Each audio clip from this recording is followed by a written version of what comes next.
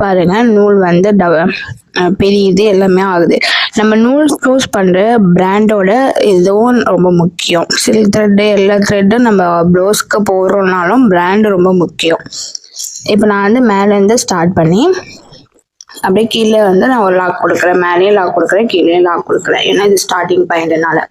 அப்படியே வந்து பக்கத்துல வந்து ஒரு ஒரு சென்டிமீட்டர் கேப்ல நான் வந்து அப்படியே எடுத்துட்டு ஸ்லிப்பிங் லைன்ல வந்து போடுறேன்.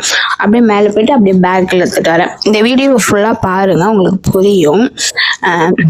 நோட் பண்ணுங்க எப்படி போடுறேன்னா நீங்க பாருங்க. எப்போதுமே நீடில் வந்து 90 டிகிரிஸ் தான் யூஸ் பண்ணோம். அப்பதான் வந்து ஈஸியா வந்து நம்ம போட முடியும். சரிங்களா?